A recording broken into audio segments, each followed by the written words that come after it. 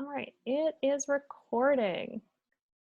Well, welcome. We're so glad you're here. Thank you for joining us for this event titled Video Game Level Generation with AI, featuring Ben Capps. Ben is a sophomore student at Southwestern who's majoring in computer science, and you may have read in the description of this event, he's going to be sharing his very interesting scope research project with us tonight related to artificial intelligence. Over the summer of 2020, Ben worked under Dr. Jacob Schrum, class of 2006, who's also here, to generate video game levels using machine learning on Mega Man. He was able to continue his work into the semester and submit a research paper for publication. Throughout the process, Ben wrote code and developed processes in a very professional environment. So tonight, Ben's going to share his journey and research with us. This event is in a meeting format. So I ask that you please respect one another in asking questions and making comments. And Ben has shared that you can chime in at any point with those questions during his presentation. So Ben, we are so glad you're here and appreciate you offering this session with us here during homecoming and learning more about what you're doing with your research. So I'm going to turn it over to you. Wonderful. Thank you, Megan. I appreciate that. So as you said, my name is Benjamin Capps, and as also said, I am a double major computer science and mathematics student here at Southwestern. Over the summer of 2020, I explored generating Mega Man levels using generative adversarial networks under Dr. Jacob Schrum, who is the chair of the Mathematics and Computer Science Department here at SU. So some related work and inspiration for generating Mega Man levels is the generation of both Mario and Zelda levels using generative adversarial networks, as well as a few other methodologies. So some special challenges in Mega Man that are not present in the previous generation of video game generation is that Mega Man levels snake their pattern up and down due to its platforming nature. So in Mario, it's generally left to right progression. So you spawn over here and you progress as far as you can to the right until you reach the final end of the level. Whereas in Mega Man, you will progress up until you get to a corner, and then you will go maybe up, down, and then around, so that you are platforming in different sort of segment variations. So that presented some new and interesting challenges in terms of how do we generate those levels and how do we preserve the structure of the level upon generation. Okay, so part of a generative adversarial network during training is a generator and a discriminator. So the way this works is that a discriminator, is responsible for determining whether or not any given segment is a part of the original training set, or if it is a generated fake image from the generator. So if it is a real segment, it is fed into the discriminator. It goes through all of the neural network and determines 0 or 1, is it or is it not part of the real training set? If it, despite whether it is or not, given the fact that it is part of the original training set, the weights of the discriminator get back propagated, and so that next time when it gets another thing from the original training set, it is better at determining that it was in fact from the training set. Then the generator is fed a randomized latent vector of an arbitrary size. It is fed through this convolutional neural network, and it outputs a segment that is then inputted to the generator, inputted to the discriminator, excuse me. Then the discriminator determines whether or not it is real or fake, and based on the fact that it is fake, both the generator and the discriminator get their weights back propagated, so that the generator is better at fooling the discriminator, and the discriminator is better at determining what is generated and what is real. Okay. And the training set that we used is based off of the original Mega Man game. It was converted to a text-based format from the VGLC, Video Game Level Corpus. And from that, we used a sort of sliding window to gather all of the different segments from the original Mega Man levels and use that all in our training set. Okay, so after the generator and discriminator are done feeding its loop back and forth, the discriminator is essentially thrown away because the generator is so good at fooling the discriminator that the discriminator is a 50-50 guess whether or not it's from the original training set or if it's from the generator. And so as a result, given any arbitrary like randomized latent vector, we can consistently produce a very good looking segment. However, as I said earlier, Mega Man segments tend to go in a snaking, weird, odd structured pattern. And so as a result, there is no guarantee that the segments we produce will have any meaningful or consistent structure or output to them. And so as a result, we use multi-objective evolution to help, instead of having randomized latent vectors, we evolve the latent vectors so that it will produce a segment with a desired structure to it. And so we use multi-objective evolution to maximize the solution path length, which is the length of the path that you actually take from the beginning spawn point all the way to the end of the level, and the traversability, also known as the connectivity of the level, which essentially says how much of the level is actually reachable versus how much of the level is blocked off. And this is an excellent connection, Paideia connection to biology, because we're simulating natural evolution such that the most fit individuals, the most fit latent vectors, survive and generate offspring that then produce better and better fitnesses per generation. So that helps to simulate natural evolution, which is an interesting connection to biology. So our baseline is to take all of the data that we gathered from every single one of the levels, and that is our entire training set. From there, we train a GAN based on all of the data. So as a result, the corner segments, for example, are included in the horizontal, vertical, and other segments, thus possibly producing a lot of or a lack of cohesion within the level. And so here's an example of a level generated by one GAN. And as you can see, there are some stylistic things that just don't really make sense in this level. For instance, there's a ladder here that leads up into this sort of enemy plus death scenario that's not exactly good. Additionally, there's a lot of wasted space here in the level. And as a matter of fact, there are two segments here that are not only not used in the solution path, but are also a trap that if you fall in them, you can't escape. And so these stylistic discontinuity within the level generation is a reason that we need to preserve somehow. When a segment is generated that is a corner, it should preserve the general structure of a corner. And when a segment is generated in the downward direction, it should preserve the downward generation structure. And so our approach is the multi-GAN. And so essentially, we took all of the downward segments in the original training data, and we put that into its own set. We trained a GAN based on just the down segments, such that we have a GAN that consistently generates a down structured segment. And we did the same thing for all four corners, horizontal and vertical segments.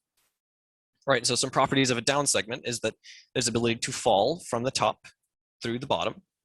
And some properties of a lower right corner, for example, is that it's open in the top, has some sort of floor, and that it's open in the left, and so on and so forth, right? So each GAN preserves structure of a certain segment type. And so as a result, it makes more sensible transitions, right? So you're not gonna be falling through this long, like strange, obscure passageway that may or may not lead to the end. There's this sort of continuity structure within this generation method. And in addition, it utilizes more space. So as a result of preserving the original structure of the segment, it in a way guides or forces the user or the player to traverse the level as intended, versus being able to sort of, like, for instance, if this weren't generated properly, you might be able to just jump through down to the bottom of the water segment and continue without traversing through the rest of the level. So it preserves the structure and helps utilize space. Right, so here is a plot about the solution path length of the champion levels across evolution. And so here in red, the red dots are the multi-GAN levels, and these are 95% confidence intervals. So this is statistically significant difference. And so as seen, there's an approximately 50-step difference between the solution path lengths in the multi-GAN levels and the one-GAN levels favoring multi-GAN. In other words, and for point of reference, the segments are of 16 by 14 length, or size, and so a difference of 50 is one or two, maybe even three segments that are properly used in the multi-GAN levels that are not properly used in 1-GAN, as seen with this right here. It's a prime example that 1-GAN levels often don't use a lot of the space that they've been allocated. Okay, and so another metric that we have to discuss is the novelty of the levels. How unique are they, and how good are they in this quantitative sense? And so when measuring the novelty of each generation method against the original VGLC data, we found that Alton levels of the original data have this novelty versus both generation methods are sort of outproducing that novelty, right? So both of our generation methods are better at producing novel levels than the original. 1-GAN slightly outproduces multi-GAN, but not by much. And when we look at the number of distinct segments, we find that 1-GAN is extremely good at producing unique and distinct segments. And what that means is that there is no segment like it in the other parts of the level, or in this case, in parts of all the levels. So 1-GAN is really good at producing unique segments. Multi-GAN is not as good at producing unique segments. Part of it is because of the structure that it has been preserving with those corner segments, for example. That being said, again, multi-GAN and 1-GAN have better novelty overall than the original training set. And so we had to find a way to qualify the quality of our levels, not just through numbers, but through human subjects. So, well, through participants, rather. So what we did is we conducted a human subject study, and we told them, we gave them two levels. One was from 1-GAN, and one was from multi-GAN. We didn't tell them which was which, and we, as a matter of fact, we told them that one of them or both of them may be produced by a human. And so we converted all of the levels from our text-based format into a playable MMLV format, a Mega Man Maker level. So Mega Man Maker is a fan-created game engine. It's easy to create and edit levels and has a huge range of enemies that we could grab from. And so, as a result, we converted all of our levels into this playable format and conducted a human subject study. And here are the results. So we asked them several questions: whether or not they completed it, whether or not this platform gun, which is a way to traverse a level that has 2 large gaps, for example, whether or not it's created by a human, harder, more fun, more human-like, and so on. And so we found that 13 of the participants were fooled into thinking that multi-GAN was actually created by a human, whereas only 4 were fooled into thinking it was the 1-GAN was created by a human. 14 of the 20 participants thought that the 1-GAN levels were harder. 18 of the 20 participants thought that the multi-GAN levels were more fun. 15 of the 20 thought that the multi-GAN levels were more human-like. And more interesting was sort of 50-50, was not significant. These p-values denote statistical significance. So the bold values are statistically significant values, and the p-values are based on a binomial test. Okay, so some of the participant comments. So after being asked which one was which, so which was harder, which was more fun and interesting, we asked them to elaborate and sort of describe why they think that's the case. And so the participants said that the 1-GAN levels were harder because they made no sense, they led to nowhere, the death screen. They seemed hard in a random and not very well thought out way, and seemed to force a player to make a leap of faith at the start. So let's first address that first comment. So it led to nowhere, the death screen. So as you can see in this, there are 2 entire segments. This one completely blocked off, that if you wanted to go visit that segment, you couldn't. You could see it, but you couldn't actually visit it.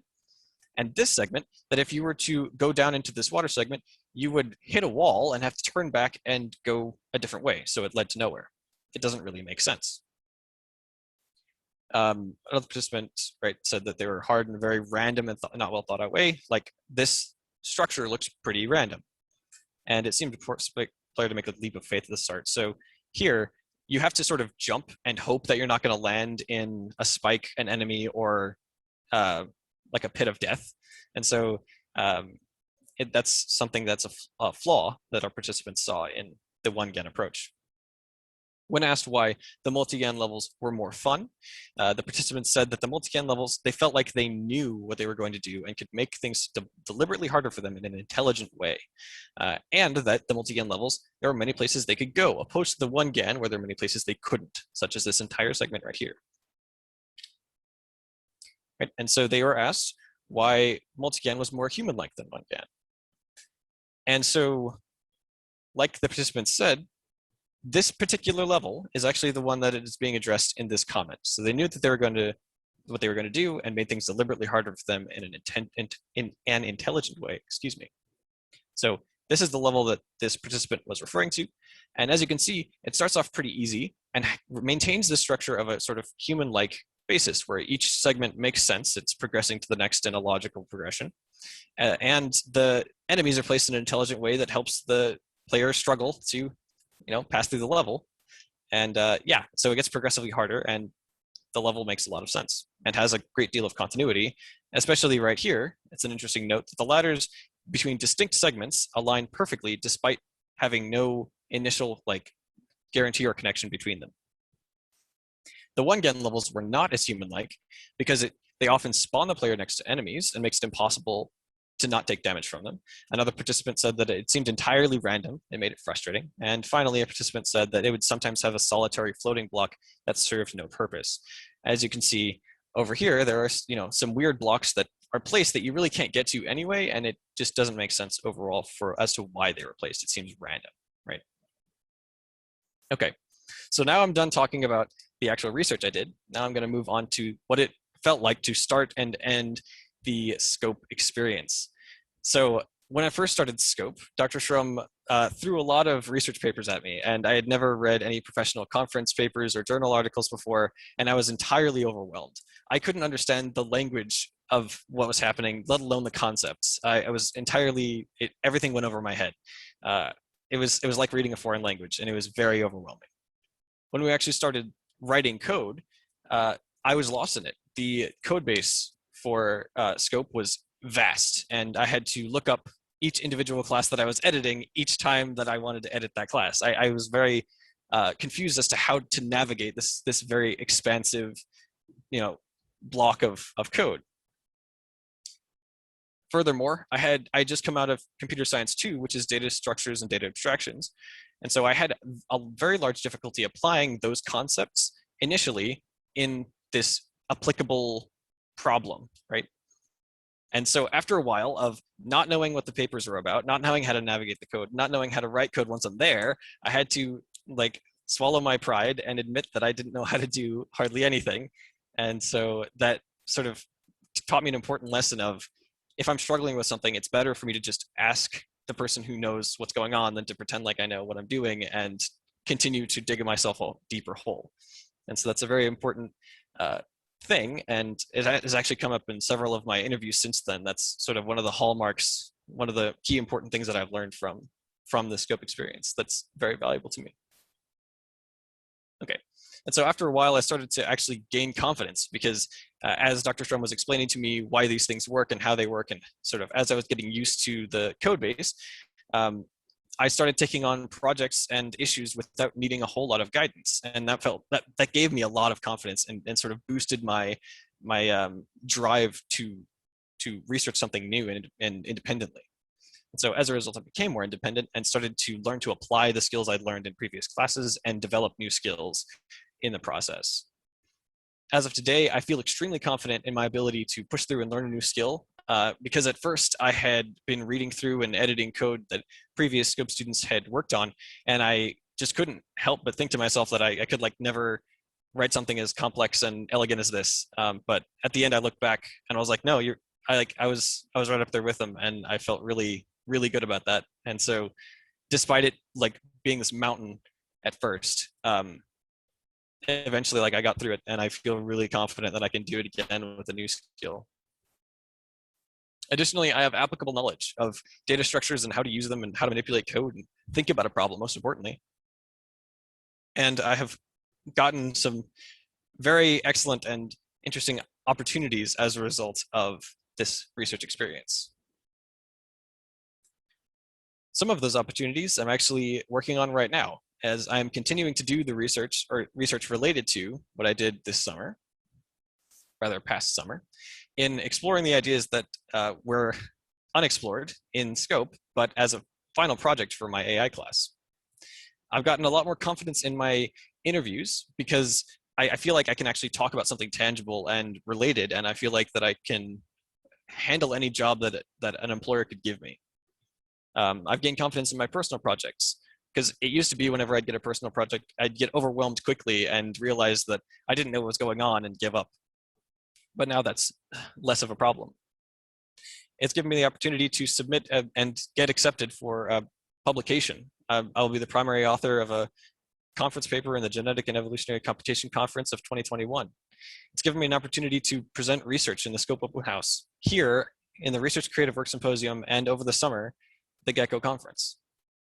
I got accepted to the undergraduate research summer grant opportunity at Texas A&M University, and I got recently hired as a software test engineer intern at a startup company.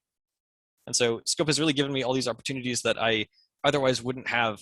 I wouldn't be able to speak about like how I can handle difficult coding problems and different situations. And so I wouldn't have had any of these opportunities had it not been for Scope. And so for that, I'm very grateful. Finally, a special thanks to everyone. First of all, the Scope program, the Scope donors, I really appreciate it. If it weren't for the Scope donors, I wouldn't have been able to participate in this program. If it weren't for the program, I wouldn't be able to do research. Thank you to Dr. Shrum. I really appreciate you being very patient with me and like listening to me, not knowing anything and teaching me through all of it. Thank you to Megan Frisk. I appreciate you like helping, like getting everything set up and being so awesome about this. So I really appreciate that. And finally, if you found any of this interesting and you want to play the levels yourself, the QR code here, just scan it on your phone and it sends you to the website where you can both view all of like the levels that we've created. You can play them, you can just have fun. And this link also sends you to the same place. So that's all I've got. If you have questions or discussion, please feel free to pipe up. Yeah, thank you. I think that's great. Does anyone have questions for Ben? Well, I have one, and I wonder, you know, and maybe this is maybe for Ben and Dr. Shrum. Can you talk a little bit about, you know, we talked about the Scope research, but like, what does Scope look like for a student, like going through that process and having that, you know, faculty mentor through that work? Do you mind talking a little bit about that, the day-to-day? I might kind of jump in first just because I actually need to go in a moment. But I will say that Scope is different for, you know, everyone, for every cohort in some way.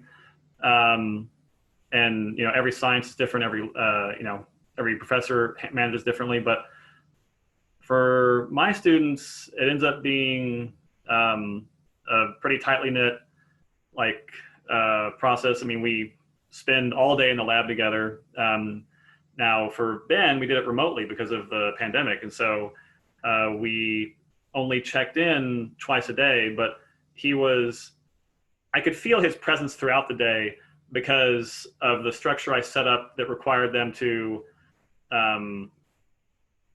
do these little updates on their work. Whenever they're like submitting code, there's like a record of it. So I can kind of like keep tabs on what they're doing, even though I'm not like, you know, looking over his shoulder exactly. I'm just aware of what's happening.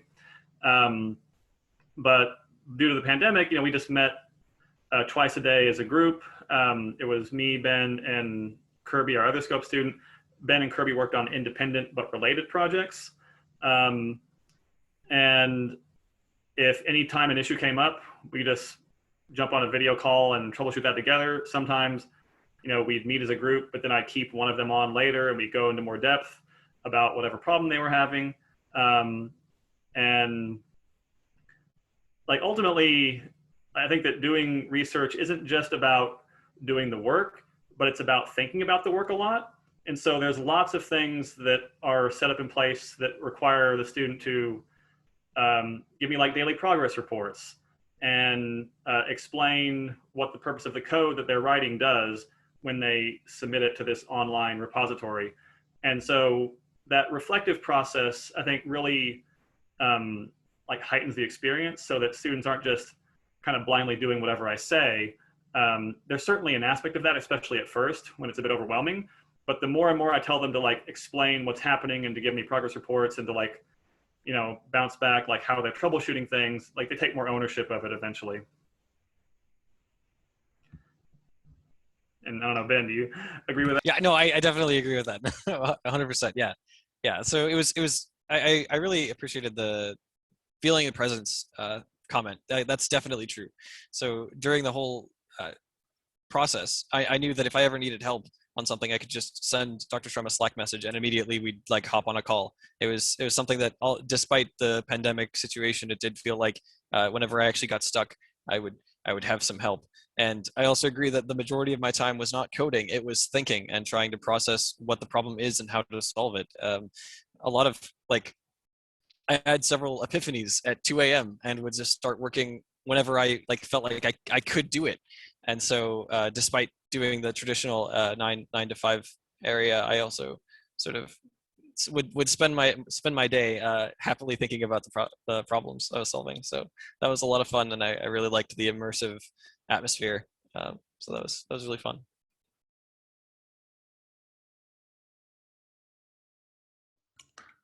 If I can ask a question real fast, just I know it's like very last minute, but what's something you wish you had like been able to tell your past self, like when you first started Scope? Yeah, absolutely.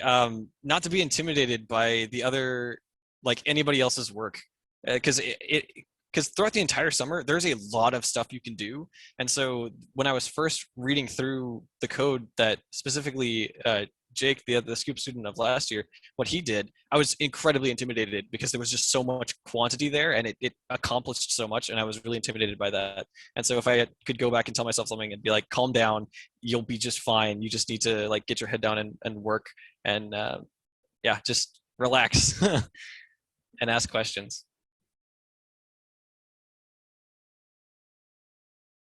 That's a great question, Anna. Other questions folks have?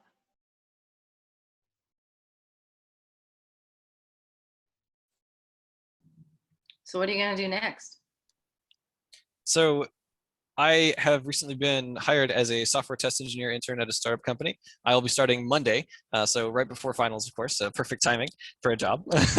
But yeah, I will be, it's a startup, so they need all hands on deck. So I'll be doing software development, software engineering, cybersecurity, and software testing. Well, just remember that you want to pass your finals. Oh, absolutely. No, absolutely. Yeah, don't worry. I'm keeping that on track.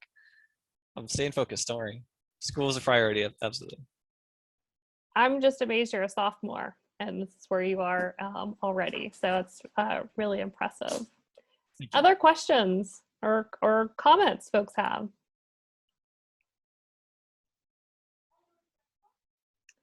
Well, we appreciate Ben sharing his research and his journey with us. He's still got time to go, so it'll be fun maybe in a couple of years to see what has come of Ben and his work and experiences from there too.